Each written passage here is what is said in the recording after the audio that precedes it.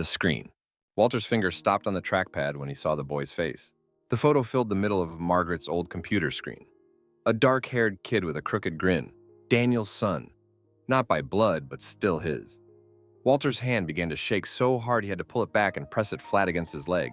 Walter Hayes was 70 years old, alone, in his living room in Portland, and awake at 2 in the morning because sleep had become harder than pain.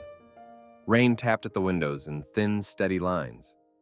A lamp in the corner threw a weak yellow circle across the carpet, the coffee table, and the stack of papers he kept pretending not to see. He was using Margaret's Facebook account again because Daniel had blocked his own account 5 years ago, and this was the only way he could still look. He told himself he only wanted to know if Daniel was all right. He never said the rest out loud. On the screen, Leo was standing between Daniel and Michael on what looked like a hiking trail. Daniel had one hand on the boy's shoulder. Michael was laughing at something outside the frame. The boy was missing one front tooth. Walter leaned closer without meaning to. He studied the shape of Leo's face, the ears, the eyebrows, the way he held himself, like he belonged exactly where he was. The phone rang. Walter flinched so hard his knee bumped the underside of the table. The sound cut through the room, sharp and ugly. He stared at the phone for 2 rings, then 3. Margaret's name glowed on the screen. He picked up on the 4th. "It's 2 in the morning," Margaret said. Her voice was dry and tired, but not surprised. "You're on my Facebook again." Walter looked at the computer screen like he had been caught doing something filthy. "I just wanted to see if he posted anything new." A pause. Then Margaret let out a slow breath. "Of course you did." Walter said nothing. He adjusted his glasses even though they were already straight. The skin at the back of his neck felt damp. He could hear rain hitting the gutter outside. Somewhere in the kitchen, the refrigerator kicked on with a low hum. Margaret spoke again, softer this time. "Did he?" Walter swallowed. "A few pictures." "Of?" He looked back at the screen. Leo's grin. Daniel's hand on the boy's shoulder. Michael leaning in close enough to touch. Easy, natural. A family that did not know he was sitting here in the dark, staring at them like a man outside a window. "The boy," Walter said. "Leo." Margaret was quiet for a second. "He's 12 now." Walter pressed his lips together. He had known that. He kept track in private. He counted backward from the adoption photo he had once seen. Forward from birthdays he was never part of. Through school years he only guessed at 12. He looked down at the coffee table. The cancer papers were still there, spread beside an empty glass and an unopened pair of leather gloves he had bought last winter. The top page was bent at one corner from where he had picked it up too many times. He could still hear the doctor's voice, not cruel, just tired, careful, practice. 4 to 5 months, maybe less, depending. Walter had nodded like a man hearing tomorrow's weather. Margaret seemed to know where his eyes had gone. "You could have been there," she said. His throat tightened. He rubbed his thumb against the seam of the phone case. "I know." No defense, no anger, just that. Rain hit harder for a few seconds, rattling against the glass. Walter shifted in the armchair and felt the ache in his lower back, the deep one that never fully left now. His chest felt tight, not with pain exactly, but with that trapped, shallow feeling that came when he thought too long about things he could not fix. He looked at the photo again. Leo had Daniel's smile. Or maybe that was Walter inventing things. "He looks happy," Margaret said. Walter's jaw worked once before he answered. "He does." "He is happy," she said. "Daniel built a good life." Walter stared at the screen until it blurred a little. He blinked and looked away. His eyes had been doing that more often lately, watering for no reason, or maybe for the exact reason. Margaret did not fill the silence right away. She knew him too well for that. She knew when to wait until the quiet turned sharp. When she spoke again, her voice had changed. "You remember what he did in '95? Walter closed his eyes. The living room seemed to pull inward around him. The sound of rain, the hum of the refrigerator, the buzz in his left ear that came when his blood pressure rose. He could feel the old phone receiver in his hand even though it was not there, heavy beige plastic, his grip too hard around it. "He called every day for a month," Margaret said, "and every single day you hung up every time." Walter opened his eyes and looked straight ahead. He could see it as clearly as the room in front of him. The old kitchen. The cord stretched tight. Daniel's voice before Walter cut it off. Young, shaking, trying to stay steady. "Dad, please, just listen, Dad, please." And Walter had ended the call. Again, and again, and again. At the time, it had felt like discipline, principle, a stand. That was the word he had used in his own head. He had stood for something. Now, 30 years later, the memory made his stomach turn. His free hand had curled into a fist so tight his knuckles ached. "I remember," he said. Margaret did not sound angry now. That made it worse. He tried, Walter. Walter looked at the screen again because he could not bear to look anywhere else. Daniel was older now, gray at the temples, smile lines around his mouth, the same eyes. Walter had missed the whole middle, all the years between the boy who begged and the man in this picture. He had missed birthdays, jobs, moves, holidays, losses, ordinary Tuesdays, all of it. He had missed the first person Daniel became after leaving home, and the second and the third. Missed the day he met Michael. Missed the wedding, missed the child. He had built a whole life without him. Of course he had. Margaret's voice came low and flat. He's not going to call first, Walter. He tried. Now it's your turn. Walter lowered the phone from his ear and put it on speaker, then set it on the table without warning her. He needed both hands. He picked up his own phone. The screen lit his face in the dim room. His thumb hovered over messages. Daniel's number was still there. It had never left. Walter had never deleted it, though he had not used it in years. He tapped it open. The message box appeared, blank and waiting. His breathing turned shallow. Margaret heard the silence and understood. "What are you doing?" Walter did not answer. He typed slowly, one stiff finger at a time. "Daniel, I need to talk to you." He stared at the words. So small, so weak, not enough. Too much. His heart was pounding hard now, a fast, uneven thud that made his chest feel hollow. He imagined Daniel seeing the message. Imagined his face going still. Imagined no answer. Imagined an answer that said, "After 30 years?" Imagined Michael reading over his shoulder. Imagined Leo somewhere in the next room, not knowing the old man with the shaking hands existed at all. Margaret's voice came through the speaker. "Walter?" He could not press send. His finger moved to the end of the sentence. He deleted the period first, then the last word, then the next. The letters disappeared one by one. Margaret was quiet again, but he could hear her breathing. Walter erased the whole message until the box was empty. Nothing left. He sat there, staring at the blank space where the words had been. His thumb hovered over the keyboard like it belonged to somebody else. "Walter," Margaret said, and now there was something close to pleading in her voice. "He deserves to hear it from you before it's too late." Too late. The words landed harder than the diagnosis had. Walter looked at the papers on the table again. The doctor's name, the scan results. The numbers he did not fully understand. The future reduced to estimates. 4 to 5 months, maybe less. His mouth had gone dry. "I know," he said again, but this time the words came out thin and frayed. He turned off the speaker and lifted the phone back to his ear because somehow that felt less shameful. I can't do it tonight." Margaret let out a sound that was not quite a sigh. "One night turns into 1 week, then 1 month. You know that better than anyone." He pressed his eyes shut. The bridge of his nose hurt under his fingers. "I know. You keep looking at his life like that counts as showing up." That one hit clean. Walter opened his eyes and stared at Leo's picture. The boy's smile had not changed.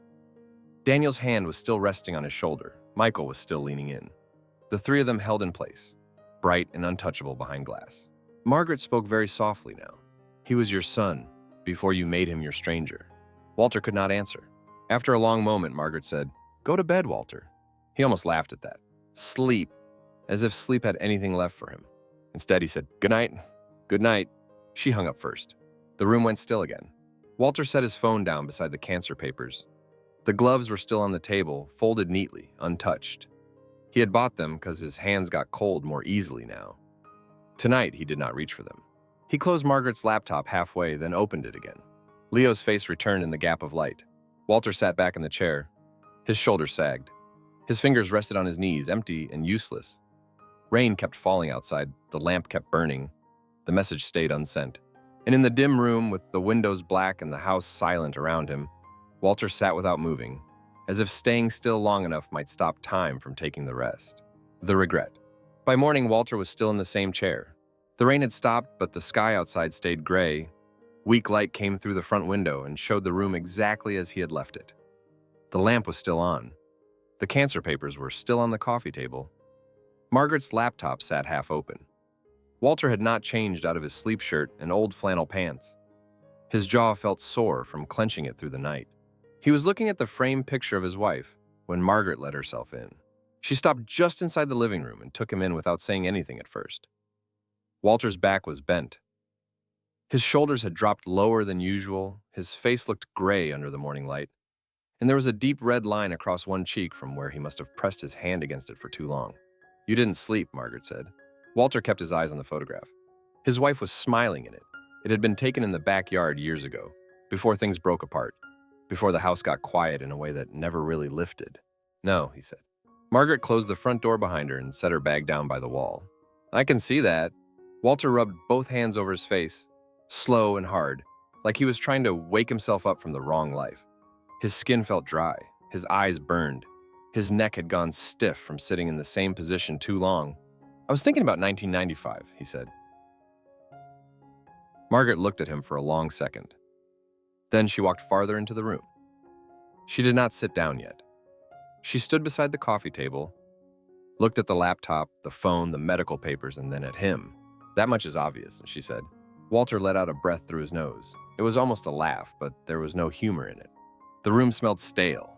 Cold coffee, old paper, the faint dust smell from the heater kicking on and off. Walter shifted in the chair and felt the ache in his lower back flare up sharply. He pressed a hand there, without thinking. His body felt heavy and wrong, like he had been wearing it badly for years and only now noticed the cost. Margaret finally sat across from him. Neither of them spoke for a moment. Then Margaret said, "He told you before the wedding." Walter's hand stopped moving on his lower back. He stared at the picture of his wife, but he was not seeing it now. He was somewhere else. A church parking lot. Summer heat, white shirt sticking to his back. Daniel standing in front of him, younger than Walter, could even hold in his mind now, terrified but trying not to show it. "Yes," Walter said. "And you walked away." Walter swallowed, his throat hurt. "Yes, you didn't go back."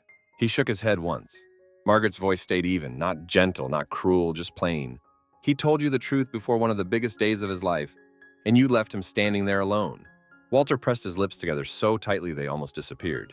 He remembered Daniel's face too clearly, pale, sweating, mouth dry, hands opening and closing at his sides because he did not know what else to do with them.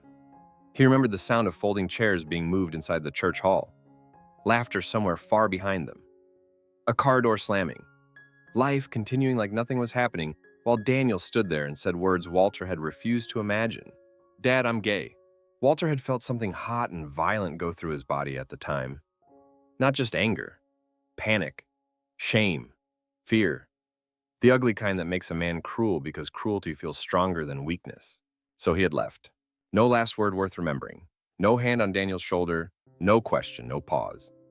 He had simply turned and gone. "I thought if I walked away," Walter said slowly, "he would come to his senses." Margaret looked at him with flat disbelief. "Come to his senses." Walter nodded once, though the words tasted rotten now. "That's what I told myself." Margaret leaned back a little. The old couch gave a soft creak under her weight. And then he called. Walter's face tightened. Yes, he called. Every day. The first week, Walter had watched the phone ring and told himself not answering was the same as being firm. The second week, he started picking up just to hear Daniel breathe before slamming the line down. The third week, Daniel's voice sounded thinner, less angry, more tired. By the fourth week, the boy sounded like he was holding himself together by hand. Walter's fingers twitched against the armrest. "He called me every day for a month," Walter said. Margaret said nothing. Walter lifted his hand slowly toward his ear. His fingers stopped there, hovering against the side of his head, as if the phone were still pressed there, as if the last call had never ended. "On the last day," he said, and now his voice had gone rough. He said, "I love you, Dad." His throat closed on the final word. Walter's hand stayed by his ear. The skin there had gone cold. He could hear it now, as clear as if Daniel were standing in the room. Not loud, not dramatic, just tired, wounded, still trying. "I love you, Dad." Walter's face twisted. I hung up anyway. The room went quiet. Margaret lowered her eyes for a second. When she looked back at him, there was water in hers now, but her voice stayed steady. "Yes," she said, "you did." Walter dropped his hand from his ear and bent forward. He planted both elbows on his knees and stared at the floorboards. The wood grain blurred and sharpened and blurred again. His chest felt packed tight. Breathing took work. He put one hand flat against his sternum, pressing there like he could hold the pain in place. "I can still hear him," he said. "I know." Walter nodded, but it was a broken, uneven motion. He did not look up.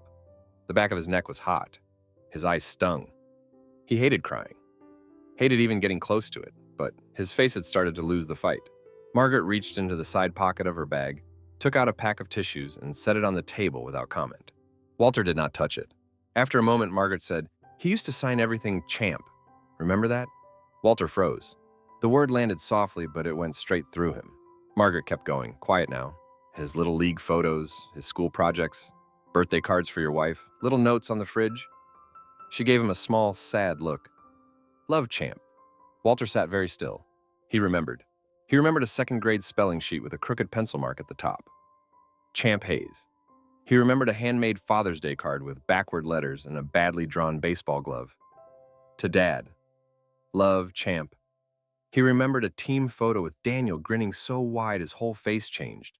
Dirt on one knee, cap too big, front tooth chipped. Walter had stood in the kitchen once, holding that picture in one hand, laughing because Daniel had insisted on writing Champ across the back in thick black marker, all capital letters, as if the world might forget. Walter had not thought about that in years. Or maybe he had, and he had shoved it down every time. His eyes filled before he could stop it. He turned his face away from Margaret, but it was too late. The skin around his eyes had gone red. His mouth shook once. He pressed it flat again, hard enough to hurt. He was 8, Walter said, almost to himself. Margaret nodded. Around then. Walter stared at the window. The glass was pale with morning light. A thin line of leftover rainwater slid down the outside. He blinked and one tear slipped free anyway. It ran warm over skin that felt cold and papery. He wiped it away fast with the heel of his hand, angry at himself. Margaret did not pretend not to see. He loved you, she said.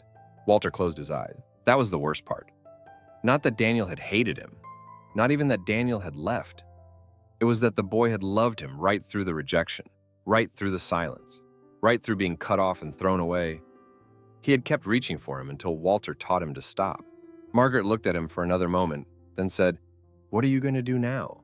Walter opened his eyes and leaned back slowly. Every joint in his body seemed to protest. His shoulders felt packed with wet sand. His head throbbed behind his eyes. I don't know. Margaret's expression hardened. She leaned forward, elbows on her knees now, making sure he had to meet her eyes. You're dying, Walter, she said. You don't have time to not know. The words hit the room and stayed there. Walter looked down at the stack of medical papers. The top page had slipped half an inch to the left during the night. He could see the scan date, the doctor's name, a number circled in blue ink, all the proof in the world, and still part of him kept waiting to wake up as somebody else. His fingers started to tremble again. He hated that Margaret had said it so plainly. He hated that she was right. Walter reached for his phone but did not unlock it. He just held it in both hands and stared at the black screen. It showed him a faint reflection of his own face. Old, tired, frightened in a way he would never have admitted when he was younger. His voice dropped lower. What if he hangs up on me? Margaret answered without hesitation. Then you try again. Walter looked up. Her eyes did not soften. They held him there. That's what he did, she said. Walter's grip tightened around the phone until his fingers hurt. The room seemed too bright now, even with the weak daylight. He could feel every hour he had wasted sitting in this chair. His mouth had gone dry again. His stomach felt sour and empty. He looked at the phone like it might burn him if he touched the screen. But he did not set it down this time. He just sat there holding it, breathing through the fear, while Margaret watched him and waited. The other side. Daniel had been staring at his phone for so long that the screen had gone dark 3 times. Each time he tapped it awake and looked at it again, as if the words might change. Margaret called. She said Dad has cancer. He's dying. The text sat in his mind, even though it had never been written out that simply. It was just what remained after the phone call had ended. The part he could not shake off. He was sitting on the sofa in the living room, one elbow on his knee, his phone hanging loose in his hand. The house in Seattle was quiet in the way a lived-in house gets quiet at the end of the day. The dishwasher hummed in the kitchen. A lamp near the bookshelf cast warm light across the rug. Daniel had been home for over an hour, but he was still wearing his jeans and button-down shirt from the day. The collar felt tight now. His shoulders were locked so hard they burned. Michael came in from the kitchen carrying 2 mugs. He slowed the moment he saw Daniel's face. He set both mugs down on the coffee table without speaking. Then he sat beside him, not too close at first. What's wrong? Michael asked. Daniel kept looking at the phone. His throat felt dry. He had already gone over the words a dozen times in his head, but saying them out loud made them feel heavier. Realer. Margaret called, he said. She said Dad has cancer. He's dying. Michael went still. Not dramatic, not shocked in a loud way, just still. Daniel could feel the silence settle between them. Michael looked at him, then at the phone in his hand, then back at his face.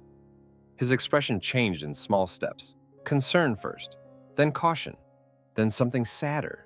How bad? Michael asked quietly. Daniel swallowed. Bad enough that she called me. Michael nodded once. Daniel leaned back against the sofa, but there was no comfort in it. The cushion gave under his weight, and his spine still felt rigid. His jaw ached. He had been clenching it since the call ended. He rubbed his thumb against the edge of the phone case until the skin there felt raw. Michael waited a moment before asking, "Are you going to see him?" Daniel gave a short laugh that had no humor in it. "I don't know." His voice came out flatter than he meant it to, but the pressure inside his chest was already too high. Anger was easier to hold than anything softer. Anger had edges. Anger kept things standing. "He hasn't called," Daniel said. "He hasn't said sorry. Why should I?" Michael looked down at his hands for a second, then back up. "Because he's your father," he said. Daniel's face tightened at once. Michael did not back away from it. "And," Michael added, "because you've been waiting for this call for 30 years. Daniel turned to look at him fully then. Fast enough that something pulled in the side of his neck. "I stopped waiting in 1998, he said. The answer came too quickly, too cleanly. Even to him, it did not sound true. Michael heard that too. He let the words sit there for a second, then said, "No, you told yourself you stopped waiting in 1998. Daniel looked away. The lamplight hit the window and turned it into a dark mirror. He could see part of himself there, and a man of 50 with gray at his temples now. Mouth set hard, shoulders high, a face that still, after all these years, could become that same younger face in an instant. The one that used to stare at phones and doors and empty driveways and believe love might still show up if he stayed ready. His stomach turned. He hated that Michael was close to the truth. "I built a life," Daniel said. "I moved on." Michael nodded. "You did. I have you, I have Leo. I have a good life." "I know." Daniel gripped the phone tighter. "Then why does this have to matter?" Michael's voice stayed calm. "Because it does." Daniel's breathing had gone shallow without him noticing. He set the phone down on his thigh and rubbed a hand over his face. His skin felt hot. His hand came away cold. He was tired all of a sudden. Not sleepy, just heavy in the bones. The truth was ugly because it refused to stay simple. Walter had not been there for his wedding. Walter had not been there when Daniel bought his first apartment, or lost it, or moved cities, or met Michael, or signed adoption papers for Leo with shaking hands because he had never wanted anything so badly in his life. Walter had not been there for any of it, but Walter had still remained in him. Not in a good way, not cleanly. In old reflexes. In flinches. In the way Daniel still braced himself when a conversation turned too personal. In the way a block number could still make his pulse jump for half a second before his mind caught up. In the small, humiliating part of him that had never fully stopped wanting one thing. His father to say he was sorry. Michael leaned forward and rested his forearms on his knees. His mug sat untouched on the table, steam thinning in the air. "Dan," he said quietly, "then stop being angry. It's not helping anyone." Daniel looked at him sharply. That one hit harder than the others. Because he was angry. He had been angry so long that sometimes it felt like part of his spine. Something built in and holding him upright. If he let go of it, what was left? Just grief? Just the old hurt, bare and embarrassing, and still somehow alive after all this time? His mouth went tight. "That's easy for you to say," Daniel said. Michael took that without reacting. "No," he said, "it isn't." Daniel frowned. Michael almost never snapped back, but he also almost never said something in that tone. Not cold, not sharp, just stripped down and honest. Daniel turned toward him more fully. Michael was looking at the floor now, one hand clasped around the other so tightly that the knuckles had gone pale. His shoulders had changed too, less open, drawn inward. There was a tension in his face Daniel recognized at once, not anger, old pain. Michael exhaled slowly through his nose before he spoke again. "My mother died before I could say goodbye," he said. Daniel went still. Michael's voice did not rise. He did not dramatize it. That made it worse. "I've regretted it every day for 20 years. Daniel's chest tightened. He knew this story in pieces, but not like this. Not in this tone. Not with Michael sitting beside him looking as if the memory had just reached into the room and put a hand around his throat. Michael kept his eyes on the floor. "I told myself I had time. I told myself I'd call next week. I told myself I needed one more day to cool off, one more day to think, one more day to feel less hurt." His fingers tightened harder around his own hand. "Then she died." Daniel did not speak. Michael swallowed. The movement was small, but Daniel saw how much effort it took. "Do you know what that does to you?" Michael asked, still not looking at him. "When the chance is gone for good." Daniel's throat worked, but no answer came. Michael finally turned his head and looked at him. His eyes were bright now, Not crying exactly, just close. "Don't be me," he said. That landed deeper than anything else. Daniel looked down at his own hands. His right hand was curled so tightly around the phone that the edge had pressed a hard line into his palm. He loosened his grip and saw the marks stay there for a second before fading. His fingertips felt numb. His chest hurt in a dull, spreading way, like he had been holding a bad posture for hours and only now noticed. He thought of 1990, then 1996, then 1997. He thought of calling and calling and calling until the act itself started to feel humiliating. He thought of standing at a payphone once with a pocket full of quarters, breathing too fast, rehearsing what he would say if Walter picked up and did not hang up right away. He thought of hearing the line go dead and still dialing again the next day because the need had not yet burned out of him. And then one day it had. Or maybe not burned out, maybe scarred over. Daniel sat back, but it did nothing to ease the pressure in his body. He could feel his pulse in his throat. His skin felt both warm and cold. He hated this. Hated that one phone call from Margaret had broken open something he had spent years packing down. Michael did not push again right away. He just stayed beside him.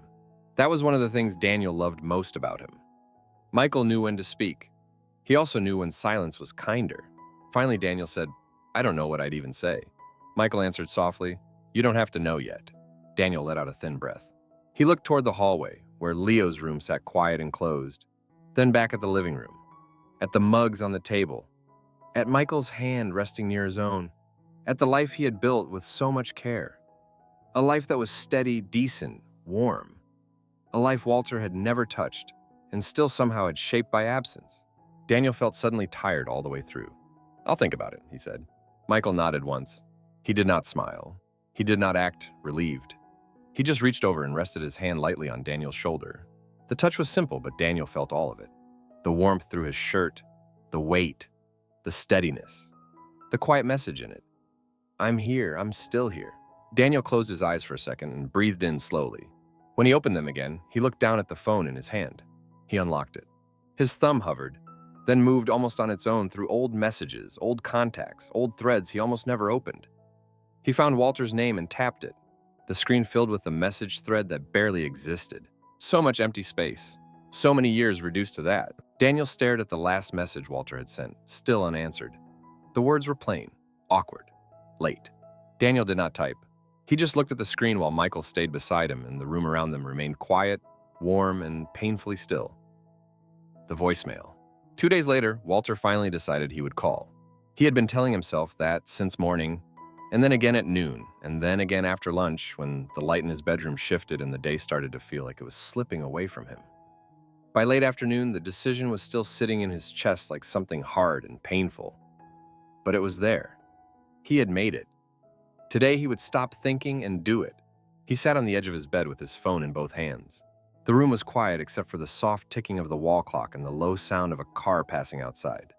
His bedroom curtains were half open. Gray light from the cloudy afternoon lay across the floor and the foot of the bed.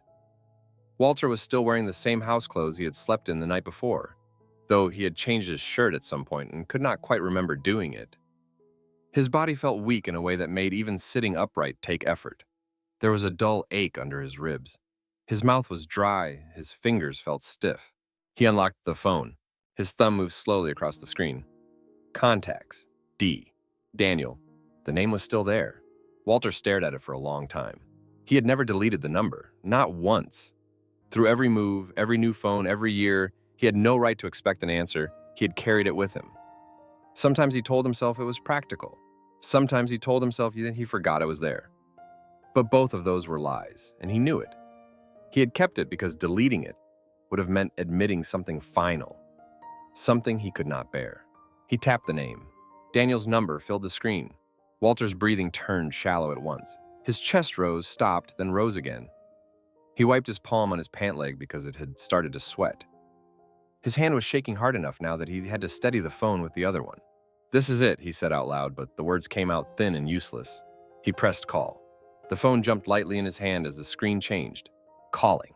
Walter lifted it to his ear. 1 ring. His whole body tightened. 2 rings. The back of his neck went hot.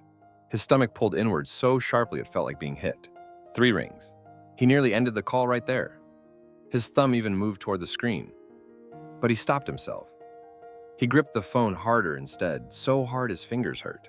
Then the line clicked, and Daniel's voice came through. "Hello?" Walter's mouth opened. No sound came out. It was not a choice. It was not hesitation the way he had known hesitation before. It was as if his throat had closed by itself. His tongue felt too large, his jaw locked. He could hear his own breathing in the small space between his ear and the phone, rough and uneven. On the other end, Daniel waited a beat. Then, "Hello, who is this?" Walter stared straight ahead at the bedroom wall. His heart was pounding so hard that each beat seemed to strike the center of his chest. His vision had narrowed. He could hear Daniel's voice. Older now, deeper. But still Daniel. Still his son. 30 years disappeared and stayed at the same time. Walter heard the man Daniel had become, and under that, he heard the young voice from the phone calls in 1995. Still trying, still reaching. "Say something," he told himself. "Say his name. Say mine is Walter. Say I'm sorry. Say anything." But his body would not obey him. His lips moved once, nothing. "Hello," Daniel said again. 5 seconds passed. Walter felt every one of them. Then the line went dead. Call ended, bowed. Walter slowly pulled the phone away from his ear and looked at the screen. 8 seconds. He had heard his son's voice for the first time in years, and in 8 seconds he had ruined it. He sat very still on the edge of the bed. The room around him looked flat and unreal for a moment, as if all the color had thinned out. The clock on the wall kept ticking. Somewhere in the house, the heater turned on with a soft, mechanical breath. Walter did not move. His hand had started to cramp around the phone. He loosened his grip and saw the shaking get worse. He could call back, he thought. He could do it right now.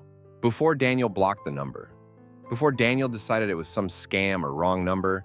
Before the moment closed. Call back. Walter looked at the number on the screen. His thumb hovered over it again. But now the fear was worse. Now Daniel had heard nothing. Just silence. Just breathing, maybe. Just a stranger holding the line open. Walter felt humiliation spread through him in a hot wave that went from his face down into his chest and belly. He could not make himself press call a second time. Not yet. Maybe not at all. Instead, he lowered the phone to his lap and bent forward, elbows on his knees. His breathing came too fast. He tried to slow it and could not. His ribs hurt. He pressed one hand flat against the middle of his chest and waited for the pounding to settle. It did not. After a while, Walter sat back up. His eyes went to the voicemail icon on the phone screen. He stared at it. He did not want to call Daniel again. He wanted to. He could not. Both things were true at once, and the strain of holding them made his body feel weak and sick. He swallowed hard. Then, with another trembling movement of his thumb, he opened the voicemail app. His own saved messages were there. Old numbers, doctor's office reminders, a wrong number from months ago, empty things. Walter looked at the button for a new voice memo, not because he meant to save one, but because it was there, because it did not require Daniel to answer, because no one would hear him fail in real time. His finger hovered. Then he pressed it. A beep sounded. Walter froze for half a second, startled by how final that little sound felt. Then he brought the phone closer to his mouth. "Daniel," as he said. His own voice sounded old, thin, unsteady. He shut his eyes. "It's..." The word died there. "Dad." Walter could not say it. Not because it was untrue, because it felt like asking for something he had not earned. His throat tightened again. He swallowed and tried once more. "I don't know how to say this." He stopped.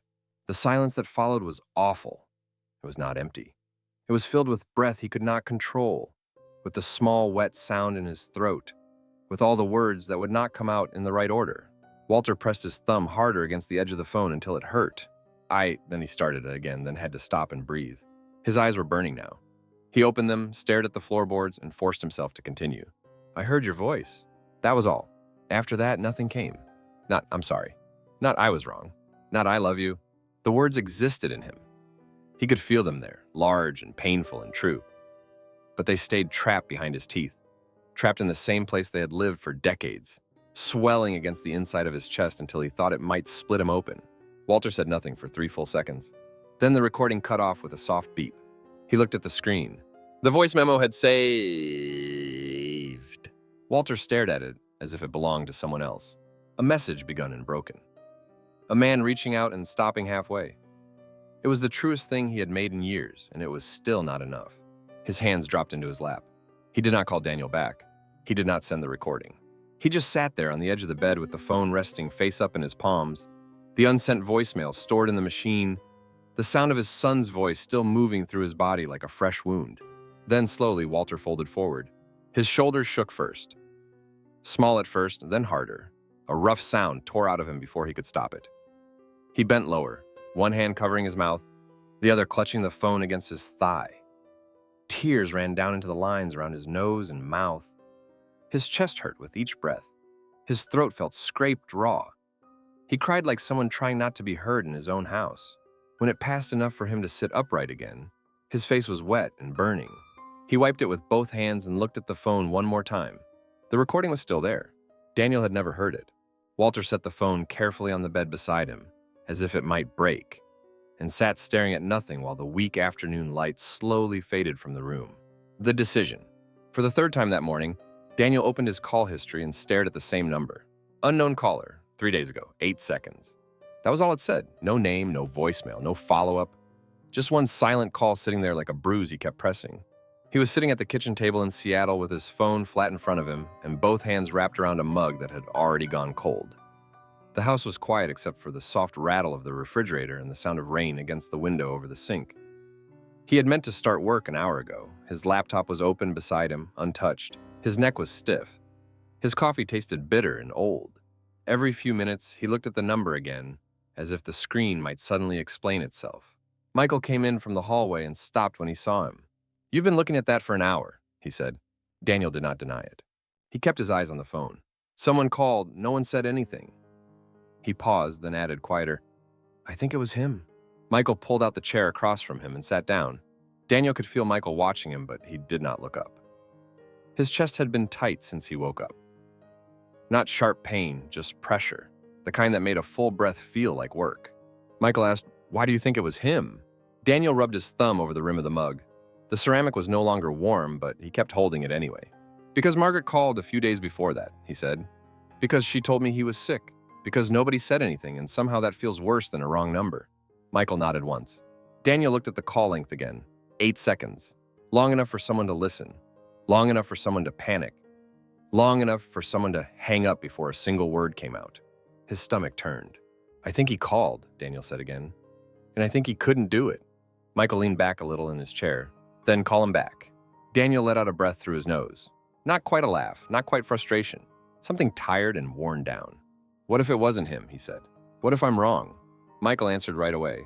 "Then you'll know." Daniel looked up. Michael held his gaze and said, "Either way, you'll know." That should have made it easier. It did not. Daniel picked up the phone, stared at the unknown number, then set it back down again. His fingers felt clumsy. His shoulder muscles had gone hard as wood. He could feel a pulse beating at the side of his throat. If it was Walter, then calling back meant stepping into the thing he had spent 30 years walking around. If it was not Walter, then he would feel ridiculous. Exposed. Like a man still hoping for something he claimed he stopped needing a long time ago. He hated that both possibilities still had power over him. Michael reached for his own mug, took a small sip, and set it back down. "You don't have to decide this second," he said. Daniel gave him a brief look. "That's not what you said a minute ago?" "No," Michael said. "A minute ago I told you what I think you should do. That's not the same as forcing you." Daniel looked back at the phone. Rain slid down the kitchen window in slow, uneven lines. The sky outside was flat and pale. It made the room feel later than it was. He thought of the silent call. He thought of Walter hearing his voice and saying nothing. He thought of 1990, then pushed that away so fast his jaw tightened. "I need more time," Daniel said. Michael was quiet for a moment. Then he nodded. "Okay." That was all. No lecture, no argument, no disappointment on his face. Just okay. That should have felt like relief. Instead, it made Daniel feel worse. Because now the delay belonged fully to him. The rest of the day passed badly. Daniel moved through it, but only on the outside. He answered 2 emails and forgot what he had written the moment he sent them. He stood in the living room at one point with a book in his hand and no memory of picking it up. At dinner, he barely tasted anything. By evening, the muscles between his shoulders burned from holding tension there for so many hours. He went to bed tired and slept lightly. Every time he drifted off, he woke again with the same thought already waiting for him. What if it was him? The next day was not better. He checked the call history again before breakfast, again in the afternoon, again before bed. The number had become familiar now. Strange and familiar at the same time. He almost called it twice and stopped both times with his thumb hovering over the screen. Michael did not push. He stayed close without crowding him. asked normal questions, kept the house moving, put a hand on Daniel's back once while passing behind his chair, and Daniel had felt the touch all the way into his chest. By the second night, Daniel was angry with himself in a new way. Not the old anger he carried for Walter. This was smaller, sharper, and harder to excuse. He was 50 years old. He had built a whole life out of surviving pain and moving forward anyway.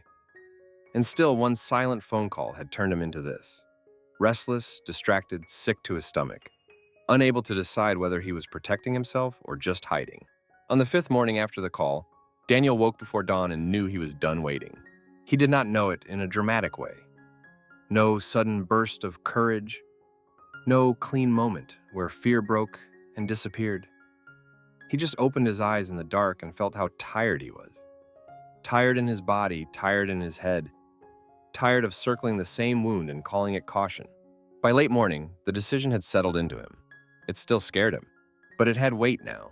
He found Michael in the living room folding a blanket over the back of the couch. Sunlight was finally coming through the windows after days of rain, but it did nothing to soften the tight feeling in Daniel's chest. Michael looked up when he heard him walk in. Daniel stopped a few feet away. For a second, he said nothing. His mouth had gone dry. His hands felt cold. Then he said, "I'm going to Portland." Michael straightened slowly. Daniel held his eyes and made himself finish. "Tomorrow," he said. "I don't want to wait anymore." Michael's face changed in a way Daniel knew well. Concern first, then understanding, then something gentle and steady that made it easier to keep standing there. "Okay," Michael said. Daniel nodded once, but his body did not relax. Not even a little. Now that the words were out, the trip felt real. Real enough that his stomach dropped. Real enough that he could already feel the road under him, the hours ahead, the knock on Walter's door, the look on Walter's face if he opened it, or if he did not. Michael took a step closer. "I'll drive with you," Daniel answered before he could think too much about it. "No." Michael stopped. Daniel looked down briefly, then back up. "I need to do this alone."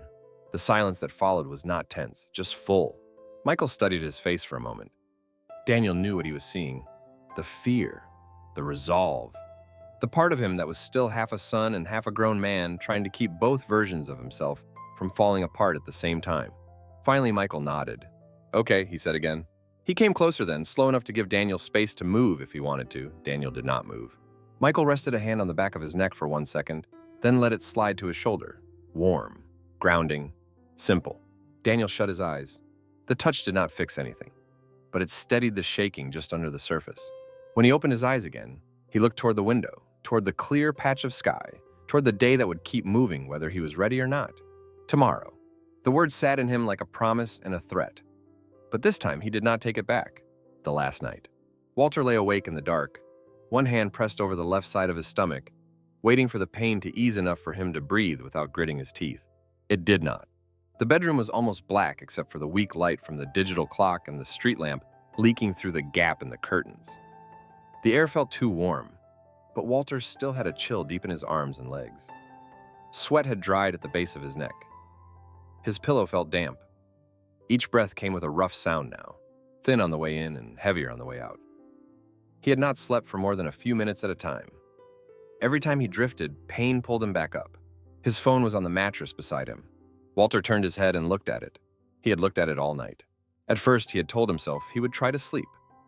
Then he told himself he would wait until morning. Then he told himself nothing at all, because the room had gotten so quiet that lying to himself took more strength than he had left.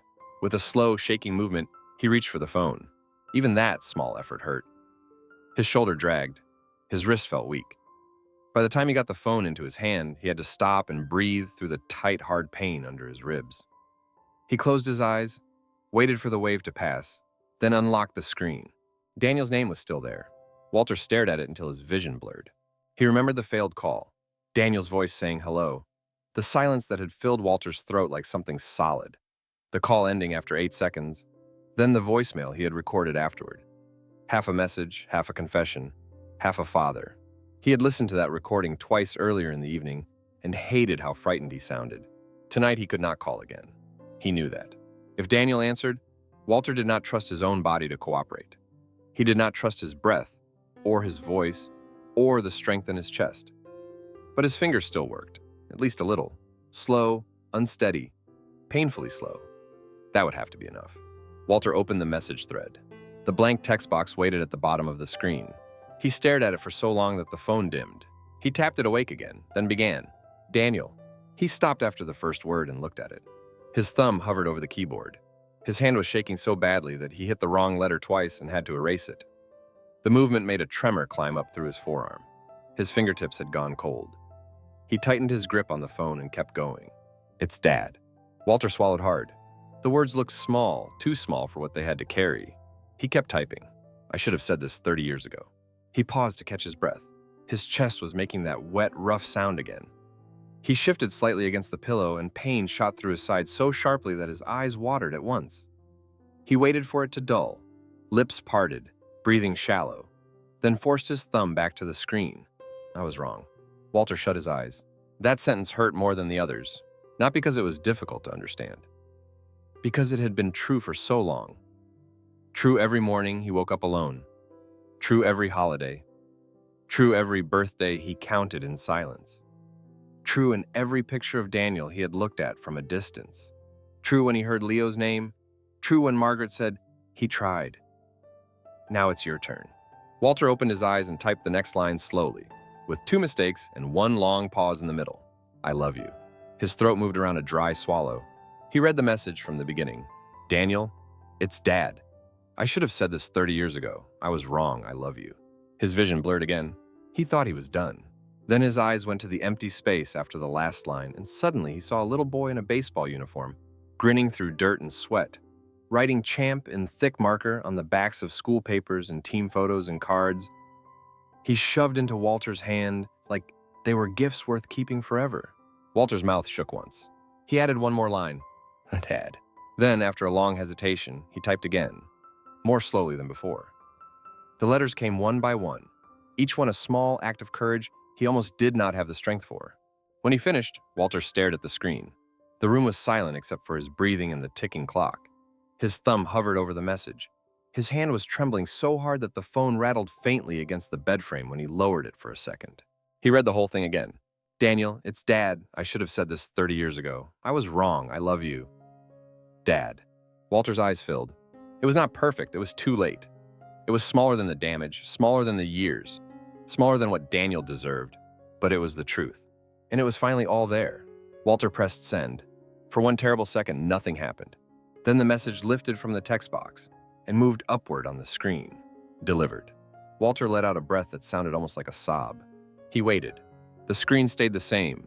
No answer, no typing bubble, no read receipt. The hour was too late. Daniel was asleep, or maybe in bed with his phone on silent, or maybe awake and simply not looking. Walter would never know, but the message had gone through. That mattered. Walter lowered the phone carefully onto the mattress beside him, still face up. The pale light from the screen lit part of his hand, the edge of the blanket, the deep lines in his wrist. He turned his head toward it and looked at the single word again. Delivered. His body felt spent now, not calm, not peaceful, just used up. The pain had not gone away. It still sat inside him, deep and hot and grinding. But some other strain had loosened, the one that had lived in his throat, in his jaw, in the center of his chest, the one that had kept every true word trapped inside him for 30 years. Walter let his head sink farther into the pillow. His breathing grew rougher. Each inhale was shorter now, each exhale longer. His mouth had fallen slightly open because pulling air through his nose no longer seemed enough. He tried once to reach for the glass of water on the nightstand and could not lift his arm high enough. He let it drop back onto the blanket. The phone screen dimmed, then brightened again from a small movement of his hand against the mattress. The message was still there. Delivered. Walter looked at the words until they doubled. His chest rose, fell, rose again, but not as much. He thought of Daniel as a boy, then older still. He thought of a phone ringing in 1995 and himself choosing pride over love again and again until the habit became a life. He thought of the call a few days ago, Daniel's grown voice saying hello into Walter's silence. He thought of the message now sitting in Daniel's phone waiting for morning. Walter tried once to take a deeper breath. Pain caught him halfway. The air came out in a weak, broken sound. He did not try again. His body seemed to loosen all at once after that. Not in comfort, in surrender. His fingers uncurling against the sheet, his jaw unclenching, the hard line between his brows easing for the first time in hours. He breathed in, small and thin. Then he breathed out, and did not breathe in again. The room stayed still. The phone beside him remained lit for a few more seconds. Bright in the dark, the sent message opened on the screen. The drive. By the time Daniel had been on the road for an hour, the sky was still dark enough that the highway looked half asleep. His headlights stretched over wet pavement. The lines on the road flashed under the car in a steady rhythm. Trees rose black on both sides. Every now and then another car passed in the other direction, bright for 1 second and gone the next. Daniel kept both hands tight on the wheel. His shoulders were stiff. His lower back already ached from the drive. The coffee he had forced down before leaving sat badly in his stomach. His phone lay on the passenger seat beside him, face up, silent. He had looked at it twice at red lights and once while stopped behind a truck at a toll area, but he had not picked it up. He told himself he needed to focus on the road. That was true. It was also easier than checking and finding nothing. The inside of the car felt too warm. Daniel cracked the window for a minute, and cold morning air hit his face hard enough to make his eyes water. He closed it again. His chest felt tight in a way that had nothing to do with the heat. He kept driving. He was somewhere past the first hour when the gas light came on. Daniel muttered under his breath, tightened his grip on the wheel, and took the next exit. The station was nearly empty. Just 2 pumps lit by harsh white lights and a convenience store with dark windows except for one glowing sign in the back. He pulled in, parked, and shut off the engine. The silence that followed rang in his ears. For a moment, he just sat there. Then he reached for the phone. The screen lit up in his hand. One new message. From Dad. Daniel stopped breathing. The message had come in at 2:17 a.m. His thumb hovered over the screen. Suddenly, his fingers felt numb. The cold from outside seemed to crawl through the car windows and settle under his skin. He stared at the sender name for 1 second, then another. Not Walter, not a number. Dad. His father had changed in his phone at some point years ago, or maybe Daniel had never changed it back. He could not remember. Right now it hit him with a force that made his chest hurt. He opened the message. The words filled the screen.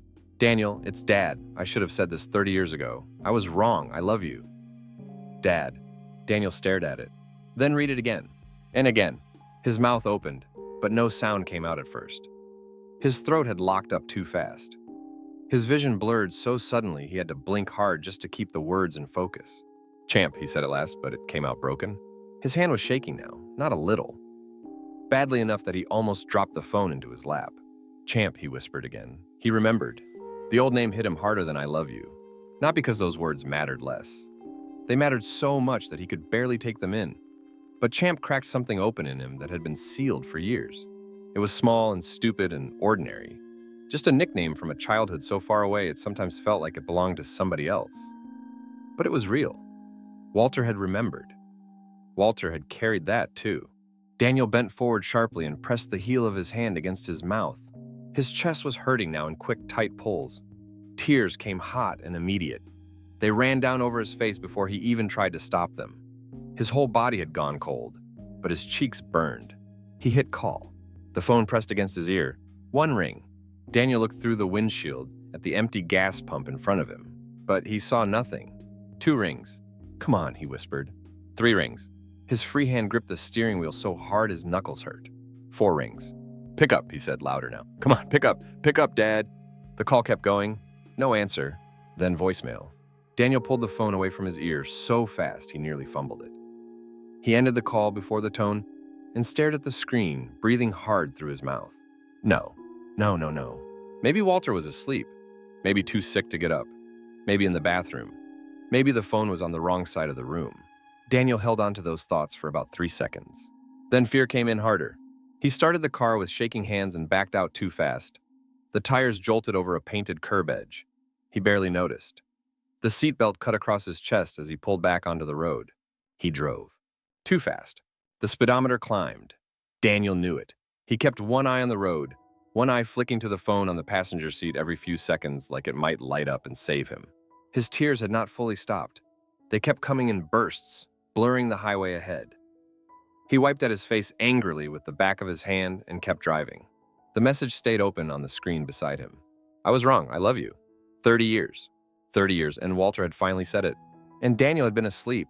His chest gave a sharp, ugly twist. He saw flashes of things he had not thought about this clearly in years. A baseball glove, too big for his hand. Walter's voice from the bleachers. A school folder with "Champ" written across the front in thick black marker. A man who had once loved him easily, before fear turned that love into something mean and narrow and cruel. Daniel gritted his teeth so hard his jaw ached. He needed to hear Walter answer the phone. Nothing else would settle this. He grabbed the phone at the next stretch of empty road and hit Margaret's name with his thumb. It rang once, twice. Then she answered. "Daniel?" Her voice was already wrong. Too soft, too careful. Daniel's stomach dropped so fast it made him feel sick. "Aunt Margaret," he said. His own voice was shaking so badly he barely recognized it.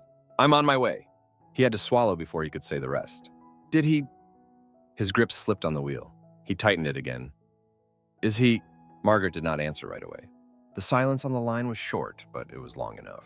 Daniel made a sound in his throat, not a word, just fear turning real. Then Margaret said very quietly, "He's gone, Daniel." Daniel stared straight ahead at the highway. Everything in him went rigid. "He passed away last night," she said. Daniel's breath stopped. For 1 second, he truly thought his hands might let go of the wheel on their own. "No," he said. It came out small, childlike, nothing like his usual voice. Margaret was still talking, maybe saying his name, maybe saying more, but Daniel could not hear it clearly now. Blood was pounding in his ears. His hands had gone slick. The road in front of him bent and swam. He hit the blinker too hard and barely got the car onto the shoulder. The tires rolled over gravel. The whole car shook once and stopped. Daniel dropped the phone onto the center console and bent over the steering wheel like he had been hit. "No," he said again. Then louder. "No, no, no, no." The sounds tore out of him. His whole body was shaking now. Not quiet tears, not controlled grief. This was raw and physical and humiliating and total. He clutched the wheel with both hands because he needed to hold on to something solid. His forehead almost hit the top of it. His chest heaved, his stomach cramped. The seatbelt pressed painfully across his ribs each time he folded forward. His phone screen was still lit beside him. Walter's message remained open.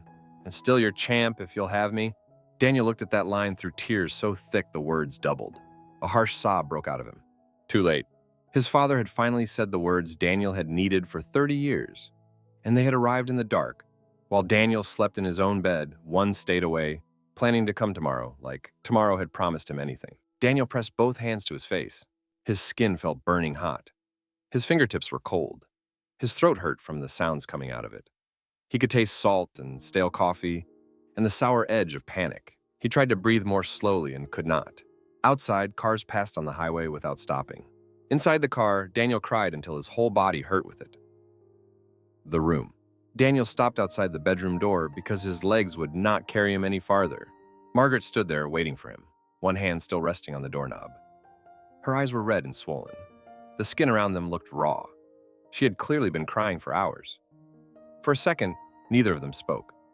Daniel could hear the blood moving in his ears. His chest felt tight and hollow at the same time. The drive, the phone call, the shoulder of the road, the shaking in his hands, it had all brought him here. But now that he was here, his body seemed to refuse the final step. Margaret opened the door wider. Daniel looked past her. The room was quiet. Too quiet. The curtains were half closed, letting in a dull gray morning light. Walter was lying in bed under a plain blanket, his head turned slightly toward the window. He looked smaller than Daniel remembered, not just older, reduced. The hard shape of him had gone. The anger had gone. Even the tension seemed gone. He looked peaceful in a way Daniel had never seen when he was alive. Daniel stepped inside.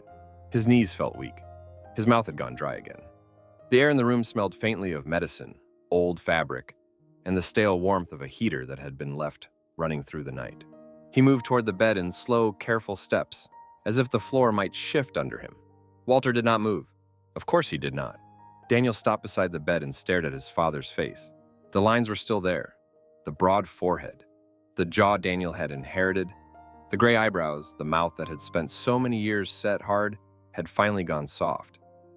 Daniel looked for signs of pain and found none. That helped and hurt at the same time. His throat tightened so suddenly he had to press his lips together to hold himself steady. Then his eyes dropped to the nightstand. Walter's phone was there. The screen was still lit. Daniel stared at it for a second before he reached for it. His fingers felt clumsy and cold. When he picked it up, the message thread was still open. The last text sat on the screen exactly as Walter had left it. "And still your champ if you'll have me." Daniel's breath caught. He read the line once, then again. His vision blurred almost at once. "God," he whispered. The phone trembled in his hand. He sat down hard on the edge of the chair near the bed because suddenly he did not trust his legs. Margaret stayed near the doorway, giving him space but not leaving. Daniel scrolled up slowly through the message thread. There were pauses in the draft box, broken starts, half-written lines Walter had apparently typed and left behind before sending the final version. A few words, then erased space, then another start. Daniel could almost see it happening. Walter lying here in the dark, typing and stopping, typing and deleting, trying to force each true word through fear and pain. Daniel's chest ached so badly it felt physical now, like pressure under the ribs. He kept trying, he said, but his voice barely came out. He scrolled again. Then he saw it. A saved voice recording. 12 seconds. Daniel frowned through tears. His thumb hovered over it. Margaret took one slow step farther into the room. "What is it?" Daniel did not answer. He pressed play. Walter's voice came through the phone speaker, thin and shaking and close enough to make Daniel flinch. "Daniel." The sound of that one word nearly broke him on the spot. Then Walter again, weaker this time, uncertain. "It's..." A stop. Silence. Daniel's hand tightened around the phone. Then Walter forced out the next words. "I don't know how to say this." A breath, thin, rough. I heard your voice." Then nothing. 3 seconds of silence. And the beep. The recording ended. Daniel stared at the screen. His whole face twisted. He bent forward with the phone still in his hand and let out a broken sound that seemed to tear itself out of his chest. "He tried," he said. His voice cracked hard on the second word. He pressed the heel of his free hand against his eyes, but the tears kept coming anyway. His shoulders were shaking now. The grief was no longer just grief.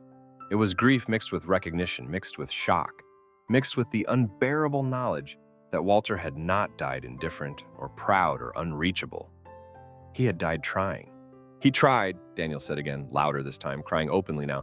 "He called. He left this. He couldn't finish it." Margaret covered her mouth with one hand. Daniel lowered the phone and looked at Walter again. The bed, the phone, the message, the unfinished voicemail, all of it sat there together, plain and undeniable. Walter had reached as far as he could reach. Too late, yes, but truly. Daniel could see it now with painful clarity. Margaret came closer at last. Her own voice was rough when she spoke. "He knew you were coming," she said. Daniel looked up at her through wet lashes. She nodded, crying again herself now. "I told him yesterday." Daniel's face changed. He went very still. Margaret pressed a trembling hand to her chest. "He smiled," she said. "First time in years." Daniel shut his eyes. That did it. Everything inside him gave way at once. He bowed his head and cried harder, not trying to stop the sounds now. His whole body folded inward with it. His throat burned, his nose ran. His hands shook so hard the phone rattled against his palm. He felt 50 years old and 5 years old at the same time. "He knew," Daniel whispered. Margaret nodded again. For a moment, there was nothing in the room except Daniel's crying and Margaret's uneven breathing. At last, Daniel set Walter's phone carefully back on the nightstand. Then he turned toward the bed. Walter's hand lay outside the blanket, palm down, the skin pale and still. Daniel reached for it slowly, like he was afraid even now of being refused. His fingers touched the back of Walter's hand first. Cool, dry, weightless in the worst possible way. Daniel took it in both of his hands and held on. The contact undid him again, but more quietly this time. Tears kept falling. They landed on his wrists, on the blanket, on Walter's hand between his own.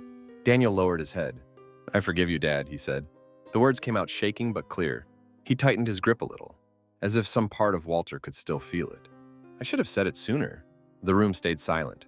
Daniel sat there beside the bed, holding his father's hand, while the last things Walter had left behind, the finished message and the unfinished voice, rested only inches away, proving too late what Daniel had needed all his life to know. The funeral. Daniel stood in front of the casket with an old baseball glove in his hands. It was the only thing he had brought. The leather was dry with age, but still solid. The pocket was bent from years of use. One lace near the thumb had been replaced a long time ago with a darker strip that did not quite match. Daniel had found it among Walter's things after the funeral home took the body. Tucked away. Kept, not thrown out, not forgotten. Walter had held onto it for 30 years, and Daniel had not known. The funeral home was quiet in the careful way places like that always were. Soft carpet underfoot, muted walls, flowers that smelled too sweet in the still air. A few rows of chairs stood behind him, half full, then mostly empty as people drifted out and gave the family space. Margaret stood a little to the side, with a tissue crushed in one hand. Michael was nearby, close enough that Daniel could feel his presence even without looking at him. Leo stood with both hands in his pockets, trying hard to be still. Walter lay in the casket in a dark suit Daniel had never seen him wear. His face was calm. The funeral home had taken away the worst signs of illness, but not all of them. He still looked thinner than he should have, smaller, finished. Daniel's fingers tightened around the glove. His palms were damp. His throat had been sore since morning from trying not to cry in front of too many people. The skin under his eyes felt swollen and hot. He had slept very little in 3 days. Grief had settled into his body like extra weight. His shoulders ached. His chest felt bruised from the inside. He stepped closer to the casket. For a second, he just looked at Walter's face. Then he said quietly, "I came to tell you I forgive you." His voice shook on the last word. He paused, swallowed, and kept going. "I came to tell you I'm sorry I was angry for so long." The room stayed still around him. Daniel looked down at the glove in his hands. His thumb moved slowly over the worn leather near the fingers. He remembered the smell of dirt and cut grass. He remembered being 8 and then 10, then 12, dragging this glove across back seats and schoolyards and little league fields. He remembered Walter showing him how to oil the leather and how to work the pocket with both hands. Daniel let out a shaky breath. "You kept this glove for 30 years, he said. His mouth tightened. Tears rose again, sudden and hot. "I didn't know." He looked at Walter's face. "I thought you threw everything away." Behind him, Margaret made a soft sound that was almost a sob. Daniel lifted the glove and rested it gently on the edge of the casket. For a second, he left his hand there on top of it, pressing the old leather lightly against the polished wood. "I'll keep it now," he said, "to remember that you tried." His hand shook when he pulled it back. Silence filled the space after that. Not empty silence. Heavy silence. The kind that presses against the ribs.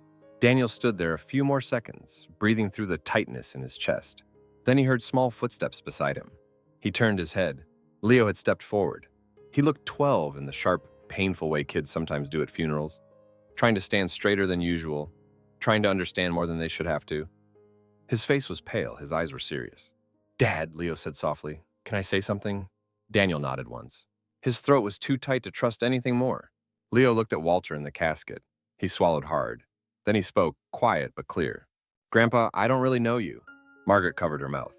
Leo kept his eyes on Walter. "But Dad says you were scared," he said. "It's okay, I get scared too." That was all. No speech, no performance, just the truth as a child could say it. Daniel's face broke at once. He bent his head and pressed the heel of his hand against one eye. A tear still slipped free and ran over his cheek. His chest pulled tight enough to hurt. Michael stepped in close then and put a hand on Daniel's shoulder. Simple, firm, warm. Daniel leaned into it without meaning to. His body did it before his pride could interfere. The touch steadied him, but only just. He could feel his lower lip trembling. He hated that. Let it happen anyway. Margaret was openly crying now. Quiet tears at first, then harder ones. Her shoulders shook as she stood there, looking at Walter and Leo and Daniel all at once, like the full weight of the years had landed in one room and nowhere else had room for it. Daniel looked back at the glove. He reached for it again. His fingers curled around the old leather, and this time he lifted it from the casket and held it against his chest for a moment. The leather smelled faintly dusty and old, with a trace of oil that had somehow lasted all these years. The weight of it was small, but real. Not symbolic in some grand way. Just something Walter had touched, kept, and chosen not to throw away. That mattered more than Daniel knew how to say. People were beginning to move again behind them. Chairs shifting. Quiet footsteps. The low murmur that comes when a service is ending and no one knows how to leave cleanly. Daniel took one last look at Walter. Then he lowered his eyes and nodded once, almost to himself. The funeral was over. He slipped the glove carefully into the inside pocket of his coat. And this time, when he turned away from the casket, he took it with him. The message. A week after the funeral, Daniel sat on the sofa with Walter's phone in his hand, and the house finally quiet around him. The evening had settled in softly. The kitchen lights were off. Only the lamp near the bookshelf was on, throwing a warm circle across the living room rug. The dishwasher had finished an hour ago. The heat had kicked on once and gone still again. Somewhere deeper in the house, Leo was asleep. The silence felt different now. Not sharp like the first days after the funeral. Not empty either. Just tired. Michael sat beside him, close enough that their knees touched. Daniel looked down at the phone again. Walter's message was still open. "I'm still your champ if you'll have me." Daniel had read it so many times over the past week that he no longer needed the screen to remember every word. Still, he kept opening it, kept looking at it, kept letting it hurt. His thumb moved over the glass once, lightly, as if touching the words might make them feel less late. "He said it," Daniel said quietly. His voice sounded worn but steady. After 30 years, he finally said it. He swallowed and looked at the last line again. And he remembered Champ, Hick. Michael turned his head toward him. The lamplight caught the side of his face, softening it. He had been giving Daniel room all week without drifting away. Bringing tea, sitting nearby, letting silence do what words could not. Daniel felt that now, the same way he had felt it every day since Portland. Michael said he never forgot. Daniel kept staring at the screen. Michael's voice stayed calm and low. He just didn't know how to say it. Daniel let those words settle. His chest tightened, but not with the same panic as before. This ache was slower now, deeper. It had weight, but not the same sharp edge. Grief was changing shape inside him. It still woke him up at night. It still caught him without warning. But now it also sat quietly beside other things. Memory, regret, love, anger worn thin from being carried too long.